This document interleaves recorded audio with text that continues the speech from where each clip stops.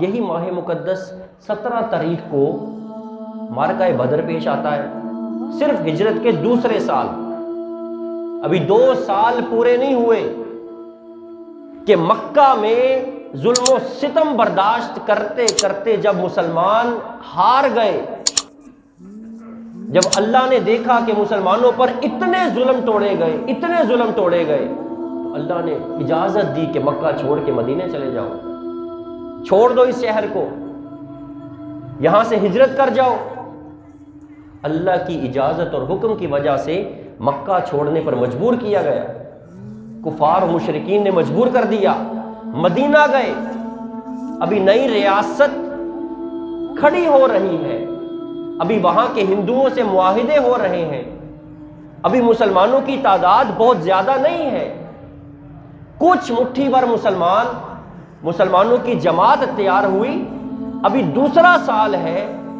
کہ کفار و مشرکین نے پوری صف بندی کے ساتھ حملے کا پلان کر لیا، کہ جن کو یہاں سے مار مار کے بھگایا، جن کو یہاں سے نکلنے پر مجبور کیا، اب وہ کسی اور جگہ پر جا کر اپنی صفیں مضبوط کر رہے ہیں، اپنی بنیادوں کو مضبوط کر رہے ہیں،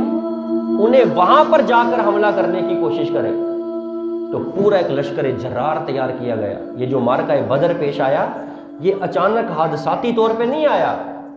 اس کے پیچھے بڑی داستان ہے، اس کی بہت بڑی بیک گراؤنڈ ہے۔ اسی دن سے کفار و مشرکین یہ چاہتے تھے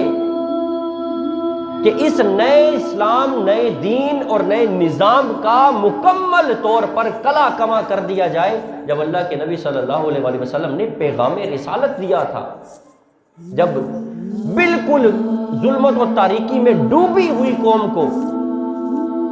کلمہ حق کی طرف دعوت دی کہ جن بتوں کی پوجا کرتے ہو یہ جھوٹے ہیں، آؤ اسلام کی طرف، آؤ ایمان کی طرف، ایک خدا کی طرف آؤ۔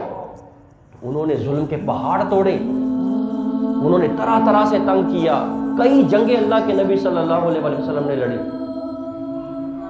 جنگ احد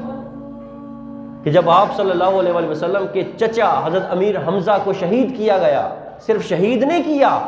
جسم کے اعضاء کاٹے گئے، سینہ چیر کر کلیجہ باہر نکالا گیا، اور ان کے اعضاء بدنی کا ہار بنا کر گلوں میں پہنا گیا، لاشوں کا مسلح بنایا گیا۔ غزوہ احد اللہ کے نبی صلی اللہ علیہ وسلم نے اپنے ماتھے پر پٹی باندھ رکھی تھی، چشمان مقدس سے آنسو جاری تھے، اور اللہ کے نبی صلی اللہ علیہ وسلم نے فرماتے تھے کہ مجھے میرے چچا کی بات سناؤں، ان سے کیا حال ہوا، اتنے پریشان ہوئے۔ پھر حضرت عائشہ صدیقہ رضی اللہ تعالیٰ عنہ کافی عرصے بعد نبی رحمت صلی اللہ علیہ وسلم سے پوچھتی ہیں کہ اے حبیب مکرم صلی اللہ علیہ وسلم، احد کے دن سے سخت دن بھی کبھی آپ کی زندگی میں آیا ہے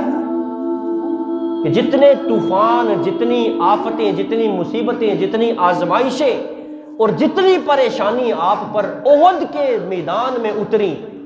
اس سے زیادہ بھی کبھی آپ پریشان ہوئے؟ اللہ کے نبی صلی اللہ علیہ وسلم نے فرمایا ہاں عائشہ، میں طائف کے بازاروں میں جب سرداروں کو دعوت حق دینے کے لیے گیا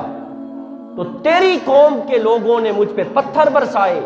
جب وہ پتھر برساتے تھے میں پتھر کھا کھا کے تھک ہار کے بیٹھ جاتا،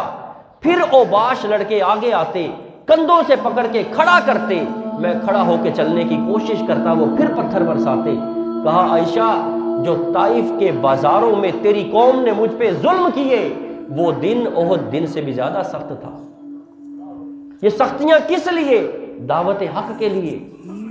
دین متین کے لیے۔ کہا کہ وہ دن اس سے بھی زیادہ سخت تھا، صحابہ کرام پلٹ پلٹ کر آتے، آ کے عرض کرتے اے اللہ کے حبیب ان کے لیے بد دعا کیجئے، ان کے لیے بد دعا کیجئے۔ جبریل امین بھی تشریف لے آئے، عرض کرنے لگے حضور آپ اجازت دیں، حکم کریں، ابھی ان 2 پہاڑوں کو آپس میں جوڑ دیتا ہوں، اس ساری بستی کے رہنے والوں کو تباہ کر دیتا ہوں۔ میرے نبی رحمت صلی اللہ علیہ وسلم پتھر کھا کھا کے ہاتھ اٹھائے، صحابہ سوچنے لگے کہ اب یہ ضرور تباہ کر دیے جائیں گے۔ میرے نبی رحمت صلی اللہ علیہ وسلم نے ہاتھ اٹھا کے کہا اے اللہ میری اس قوم کو ہدایت عطا فرما، یہ نہیں جانتے کہ میں کون ہوں۔